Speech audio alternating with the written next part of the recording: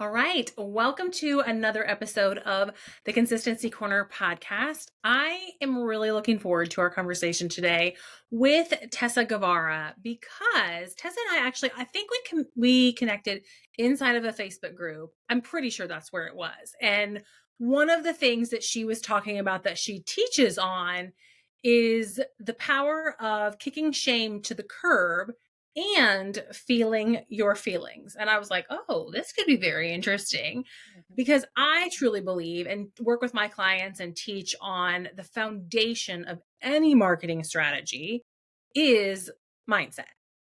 But we really can't work on our mindset if we're not willing to feel those feelings and work through those. So I'm excited to have this conversation today.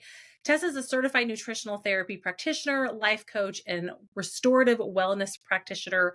And she's a health and fitness coach and a cancer survivor. So she's been through some things. And she knows that women are most likely to be caregivers for anyone but themselves. And I think this is very true for female business owners because they got to take care of the business, and she's got a heart to help moms put themselves back on top of their priority list. And after coaching hundreds of women, Tessa knows how to help them show up as the best version of themselves and wants every woman to feel that way. So I'm excited for this conversation today. Tessa, thank you so much for being here. Oh my gosh, thanks for having me. I'm excited about this conversation too. There is just nothing that I am more passionate about than, cheering moms on, helping them to, attach to themselves again, because I really think that modern motherhood has just thrust us away, so far away from ourselves. And that, you know, I like to swoop in and say, hey, time out. And all of this grooming detachment we have endured year over year. Um, it sort of trains us and really convinces us to detach from our feelings. And so, what I do a lot with clients is to help them to attach to all feelings. There's going to be, and we'll get into that conversation, but that's one of the favorite things that I really like to do. Just get in the weeds with moms and help them to prioritize themselves again and their Yeah. wants and their needs. It's not, it's very common for women too, this detachment that I'm talking about, coupled with the fact that we're hormonally driven to take care of others. I mean, Hmm. that's a function of oxytocin, which is a hormone that we possess as women. And it's the driver for us to take care of everyone else because that's what makes us feel good. And so I think that those two things, the detachment piece and the need to take care is where we kind of just go full bore. And in doing all of the things, we just sort of lose ourselves. And then Yeah. we wake up in our 40s and our mid 40s and be like, hey, what's going on here with me? What happened to my life? It becomes, everything becomes external. Um, Yeah. and so, yeah, I could go all day on this topic, but, that's one of, you know, it's been the trial of my life is to learn to attach and feel the feels. And that's what I really love to do with women too. I really love to Yeah. do with my clients. So, Yeah. Well, we anyway. were chatting before we hit record about the similarities between marketing for your business and health and fitness for your life, and the fact that consistency matters and you got to show up and you got to do the work and there's no easy button. Tell us a little bit more about your own journey in health and fitness and how you came about in being a coach, and supporting women in this way. Yeah. So I've kind of had a hunch my entire life that there is a connection between how we feel and the food that we put on our plate and feed our bodies. Like I always knew that it was there, but it wasn't until I found a the latest and greatest diet program that actually was eating real food. And um, I've done every diet plan on the planet, I think.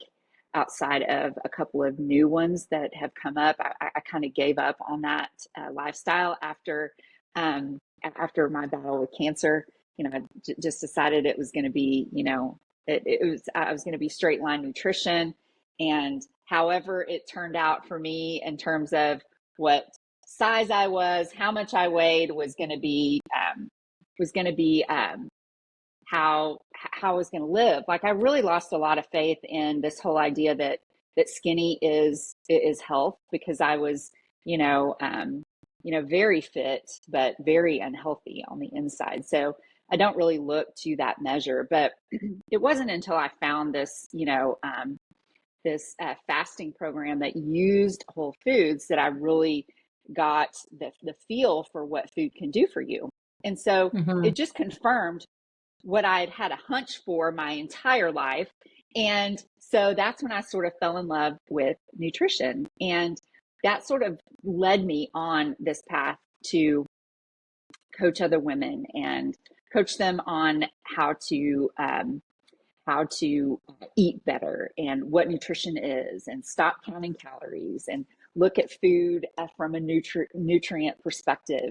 And even on that journey, I felt like, Ruthie, that there are some women that I just couldn't touch, because we have to have the mindset piece, right?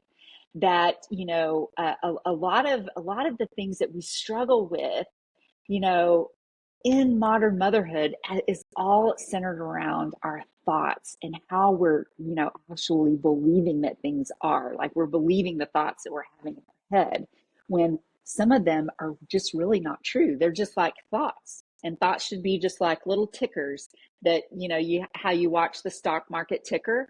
That's how your Mm-hmm. thoughts should be. You should just observe them for what they are, because they're not true. They're only true whenever you act on them and make them true. They're just thoughts. So, and then, as you know, thoughts create the feelings. And so, I found out really, really quickly in working with women in their weight loss journey, or their fitness journey, or their nutrition journey, or whatever, when they were really, really struggling, it's because they're really stuck in this action mode. Like, they think that they can, work out, or um, they can what's the saying? Oh, Um, outrun a bad diet. yes, yes. And, so we're really stuck in action mode whenever we need to kind of pull back, observe our thoughts, and be in our feelings more. Because that is what, once you learn to attach and identify a feeling and experience it for what it is, that's when you're living brave. That's when you're living a full life. It's not having, the Louis Vuitton purse, and, driving the right car, and, having something external. It's being with your feelings, Mm-hmm. good and bad, experiencing them for what they are, and allowing that experience to propel you to, a different place. Feeling feelings is really where it's at. And I've spent a lot of time trying not to feel them, like we all have. Well, so I can totally identify with that. And I know when I learned about the Enneagram, and I learned that I was an Enneagram 3, and that one of the Enneagram 3 kind of traits is that you just power right on through your feelings. Like, you don't feel them. Mm-hmm. They might be there, but you are unconsciously probably choosing not to feel them. And I remember Mm-hmm. having a conversation with my husband once about, why don't you get emotional about things? And I was like, don't you feel upset, or don't you feel sad? And I was like, I don't have time for that. I don't have time to feel sad. I don't have Yeah. time to feel angry. I don't have time to feel upset. Like, I just got to keep going, because I got to keep achieving and doing, right? Yes. Yes. Same. Same. And I have used that same excuse. I don't have time for that. And, because I've got to get on to the next thing. I got to go get the kids. I got to cook the dinner. I got to make sure the clothes are washed. I got to get the kids to bed. There is literally not enough time in the day for us to actually do what we need to do, or what we, have committed ourselves to doing. That feelings are the last thing, or the last thing on the list. So, and that is where the gold is. Like, that is where it's at, you know? So, how do we start to break that pattern? How do we start to allow ourselves? And you talked about detachment and Yeah. attaching back to the feeling. How do we get out of that pattern of detachment? Yeah, yeah. I think it's really hard because whenever I think about detachment, I think about, from whenever we were little girls and, we were told that, you know, boys only liked us if they were mean to us, or we got told not to cry, not to have emotion. Whenever we go to the doctor, it happens all the time. This is like the story as old as time. You go to the doctor, you feel like something is wrong, all your lab work is fine, you get told you're fine, and scoot out the door. So that is like my classic example of how we're groomed to detach. And Mm-hmm. you're fine, it's all in your head. And so then what do? That is like the beginning of detachment. Mm-hmm. So, there's that piece of it. So first of all, that's detachment, and that's not really answering your question. So the way to kind of to begin is, I think we need to understand that, um, and this is how it was explained to me, that life is 50-50, right? Like, you're going to have, if at the end of your life you look at everything, you're going to have 50% happy moments, happy emotions, and 50% not, negative emotions. And negative emotions are something that you're not going to get away from. They are Mm-hmm. a part of your life. And so for me, we need to be more accepting of them and accept the emotion, and accept the feeling, and understand that a feeling is just a vibration in your body. And and I was listening to something about shame, and because shame is prevalent, shame is a Brene Brown says it's part of the human experience, and she was a shame researcher, and I think that her work was really transformational in the way that we could just be allowed to acknowledge shame. And so I think we need to take that a step further and just acknowledge it a little bit more. Call it out by name. If you're feeling it, don't resist it. Don't resist. Just like happy emotions, you don't resist those. But whenever it comes to negative emotions and things we don't want to feel, we resist those. And Mm-hmm. those can manifest into inflammation in your body, and feeling bad, and yelling at your kids, and being mad at your husband for no particular reason. And so we can't let those emotions, the negative emotions, manifest in our bodies in a negative way, because we're so scared to feel them. We want to, the natural, I guess, the natural um, I guess response is that we don't want to feel it, and that's our brain. That's part of our brain kind of orchestrating all of this. And so it's really important that, um, if there's a negative emotion that you're feeling, just to allow it. Just feel your way through it. You can journal about it. Just spend 10 minutes of that negative emotion.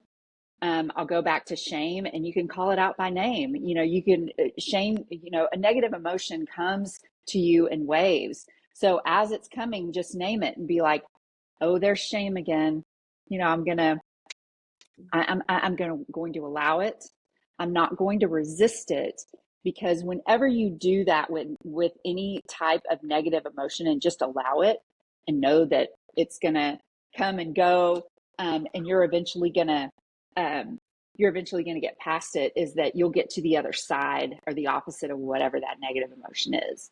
Like, if it's shame, you'll get to compassion, if you allow it. If not, if you resist it, then you're not living that full life. You can't get to that other side, right? you got Yeah. to climb the mountain of shame to get down, to the Yeah. other side.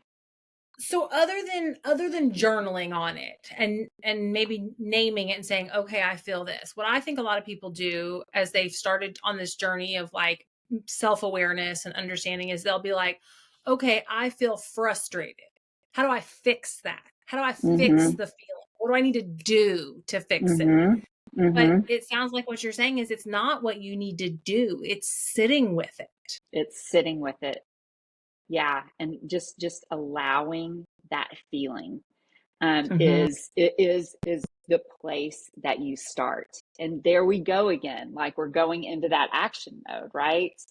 Well, I gotta fix the frustration. I gotta do something.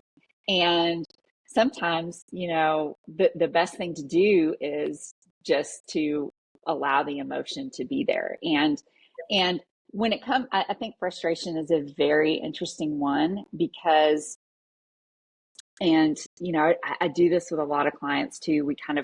I kind of challenge them to think through, to think through that emotion, like to sit with it. Well, what do you do? And there are a couple of questions that you can ask yourself, like if you're feeling frustrated, ask yourself, well, what actions are you doing whenever you're frustrated? What are you not doing when you're frustrated with a particular situation? And then what would you be doing if you weren't frustrated? And so Mm. that last question, it really sort of challenges your brain to go into another place, and to find the solution to whatever the frustration is. Because let's face it, frustration, if you are stuck in it and you can't get past it, you'll never see your way out.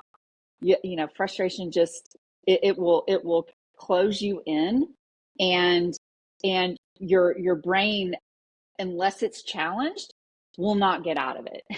So that's kind of like, that's like the work that I do.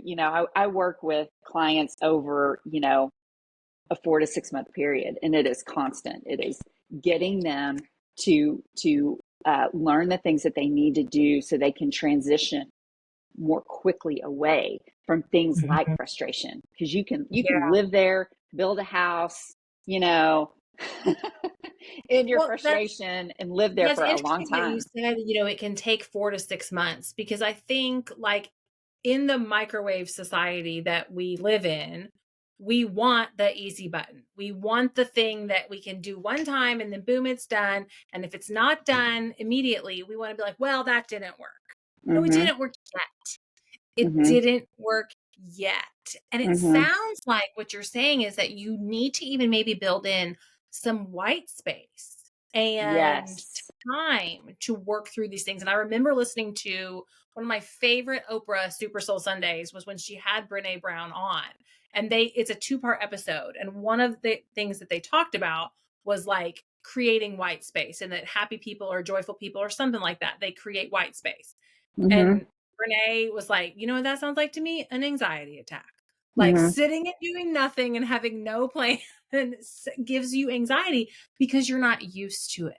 Yeah. But you've got to take the time to get your brain used to it. Yes, yes, yeah. And you've got to learn which part of your brain is talking to you. Is it your frontal lobe, your executive Mhm. brain, that is concerned with, you achieving your highest self, and it's concerned with your goals? Whenever you are starting a new nutrition and fitness plan on Monday, your frontal lobe is the one that's deciding for you.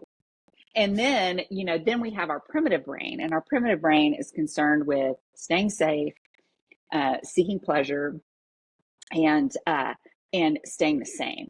So safe, same, seeking pleasure. That's it.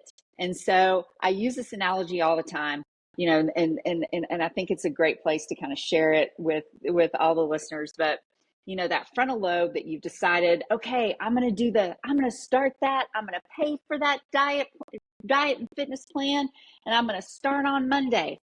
And so that's your frontal lobe. So Monday morning, the alarm goes off. your primitive brain takes over because it overrides the frontal lobe, right? Mhm. And so your primitive brain is like, no, the bed's comfy. You don't want to get out. It's going to be hard. You're going to sweat, you know? It's safe and comfy in the bed. And so then you roll over and it's over, and then you wake up and you're in the shame cycle, which Mhm. you've got to learn. That would be, another tip too. You got to learn which part of your brain is talking, and learn to Mhm. talk back to that primitive brain and be like, nope. Even if you did roll over and go back to sleep and be like, and your Monday morning starts rolling and you're trying to figure out, okay, where am I going to fit that workout in that I missed this morning when my primitive brain was talking, and my primitive brain is still talking to me about how I'm a failure, and all this negative speak. That's what the primitive brain does, because it wants you to stay the same, right? And so you just got to learn to talk back to it and be like, nope, Yeah. you're wrong. And I I'm going to work out at 4 p.m. I've got it on my calendar and I'm doing it. So, well, and I would imagine that your primitive brain is probably more likely to take over when you're tired, when yes, you're depleted, when you're yes, not taking care of yourself, burnout. yes, yes, yes, Yeah, so then you get in absolutely. that cycle. Yeah, and Yeah. it's Yeah. vicious. It is Yeah, vicious.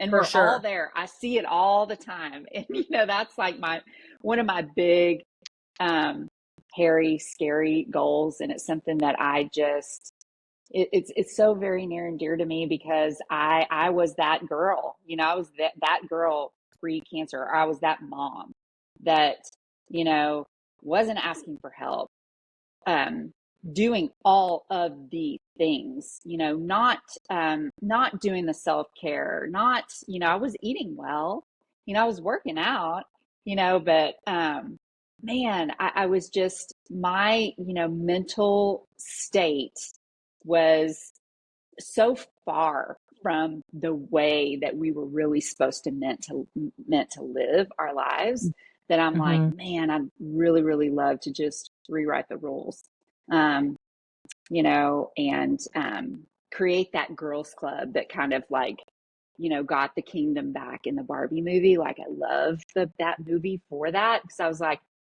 I've been saying that for a long time. What beats the boys club is a girls club. If we could all Yeah, just well, get on the because same right now, page. I think if we're in that like that cycle of like I'm working out, I'm trying to eat healthy, I'm doing the things, I'm doing self-care, but we're burnt out. And then we look around and everybody else is too. So then we tell ourselves like, well, this is just how it is. This is just how I'm supposed I to feel. This is know. just life. Yeah. And But it oh doesn't have man, to be. no, it doesn't. Like, we're making that choice. Yeah. Yeah, and I think when we get to that, what you said, that, your emotion is a vibrational state, when you get to that higher level vibrational state, because you've allowed yourself to work through some of those feelings, Hmm. that's when you can start to change the reality. Yeah, yeah. And being able to sit and allow any emotion is so brave, Mhm. and I say that, honestly, that I haven't always been brave, and I have been a runner from emotion, like serious runner. I've done the whole overworking, thinking that that's what my life was supposed to be, and all that was to avoid emotion. Like, 100%. yeah. 100%. I mean, I know I'm 100% like I can just work and work and work, and because work makes me feel good because I'm checking something Hmm. off, but it's also avoiding the Yes. feeling. I'm frustrated about Yes. something, I'm upset about something, I'm disappointed. Well, I'm just gonna go do some more work. Like Hmm. Yeah. Or, some women will overeat. Some Mhm. will, grab the wine at night, so all of that, there are so many, classic things that we all do that are just a way to numb the emotion, instead of allowing it, instead of Yeah. just allow it to come out, or Yeah. Gosh, not, this was yeah. such a Anyway. powerful conversation. Before we wrap up and kind of ask you a couple questions to get to know you and your brand a little bit more, is there, like, if somebody was like, okay, I'm ready to get started, I know I need to feel my feelings, I know I have been letting shame hold me back, like, what's one step that somebody could take today to get started? One step would be to, um, um, whenever we talked about those two different parts of your brain, Mm-hmm. um, I would take that and run with it. And then Okay. whenever because your primitive brain is the dominant, that's the dominant part of your brain. And it runs, your, it's, think of it as your autopilot. If you want to know why you get up and do the same things every morning, it's because your brain feels comfortable in that way and you don't have to think about it. It's just, it's your autopilot. And so Mm-hmm. I would start to, whenever you're making decisions for goals or goal setting or things that you want to do with your life, know that it's this part of your brain, the frontal lobe. And Mm-hmm. whenever that primitive brain starts talking, I want you to talk back to it. And I don't care if you're standing in the middle of your kitchen and telling your primitive brain, no, that's not how it is. Just like you tell your kids, no, that's not how we behave. You know, I want you to start having that conversation with the primitive brain. I think that is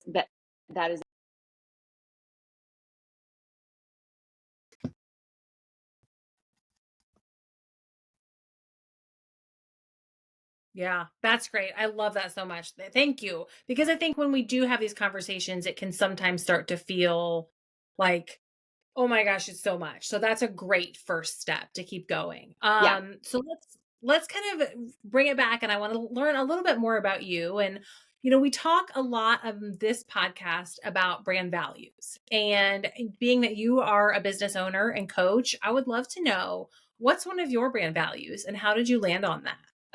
My brand, one of my brand values is keeping it real. Like I am such a proponent of being real in all areas of life, and I'm definitely have never been a person that wanted to just um, that didn't want to be real. I mean, I'm trying to think of a really good way to describe that, but that's really one of my values because I want women to come to me, um, because that's what they're wanting. They're not, Hmm. they're wanting to discover who they are, what makes them special. That I don't, because that's something that I really think is missing. I think we're all trying to sort of put on this facade like everything is fine, and I want you to come to me real and raw, and so we can start from that place to build you back up to Yeah, the I love person that. that you were meant to be. I was having a call the other day with a mentor who does mindset coaching, and I was struggling with some frustration and some impatience and some overwhelm. And it was kind of a group call. So there's a couple people. So when it was my turn, she was like, "How are you?" And of course, you like automatically say like, "I'm good." And then I was Mm-hmm. like, "I'm good." And I was like, "Actually, I'm not good. Like, I'm going to be honest here." Mm-hmm. But that's like our default. And that even goes back to what you talked about, the like grooming of like, that's just what you say. You just say, "Oh, I'm great. How Yeah, are I'm you?" great. "I'm good." Mm-hmm. Yeah, And we just yeah. get in that habit. Yeah, I showed up to work on Monday. I flew on Sunday, got in late. I was tired, and I showed up and I was tired. I wasn't bubbly Tessa. And I'm not going to give any excuses as to why that is. I just show up as me, authentically real in real time. Like I'm Yeah. not going to, you know, I'll get my work done, and I'll be efficient and kind, but no, I'm not gonna make an excuse for how I'm feeling if that's how I'm feeling if I'm tired, Yeah, right? for So sure. Well, we also talk a lot about personal development as one of the Consistency Corners brand values is living with the growth mindset. So I always love to ask our guests, what is one of your favorite personal development books, or podcasts, or if you're like me and you can't pick a favorite, something you've read recently that resonated. Mm. Ooh, books. I love what are the You Are a Badass books? I thought those were Mm-hmm. great. I thought Yeah. those were so rah-rah to me. Um, that I think those were one of my favorites. And then I love Gabrielle, I can't think of her last name, but it's my 53-year-old brain. It Is it doesn't Gabby work. Byrne? Gabby Bernstein. Thank you. Yeah. Like I love her. I love her most recent book, and I can't think of the name, but I love it because she talks about trauma and how we've got big T and little T traumas. And I was like, wow, all this detachment, that's a little T Mm-hmm. trauma. And I was like, Yeah. holy cow. So I Yeah. really loved that book too. Yeah. Yeah. Very cool. Yeah. Well, all right. Because we are also the consistency corner and we talk so much about consistency, although the reminder I always love to share is that consistent doesn't have to mean constant. I'd love to know something that you are really consistent with that you're proud of. Mm. I am consistent with, let me see. Um, I'm consistent with, that might take me a minute. Um, I'm consistent with my diet and the way that I eat. Um, that is something that I am consistent with in the things that I will eat, won't eat. Um, yeah, like I tend to follow an anti-inflammatory diet, so no gluten, Mhm. no dairy, no refined sugar, and all of that. And I'm very consistent with that, just because I love to feel good and I love to sleep good. Yeah. So that's kind Yeah, for that's kind sure. of I where I'm love at. that. Well, Tessa, thank you so much for sharing your story and your wisdom with our listeners. If people are interested in learning more, want to know how they can work with you, where do you hang out online and how can they connect? I'm on Instagram at Tessa_Guevara. And then I also have a website, tessaguevara.com. And then I share a lot about the business on Instagram. And then I'm also on Facebook. So you'll get to see a little bit more. Like I'll post about my kids on Facebook and things that we're doing there. But yeah, it's usually Instagram. That's where I'm usually Yes. hanging. We will link that in the show notes. And I appreciate you so much for being here. Thank you so much. Yes. Thank you for having me.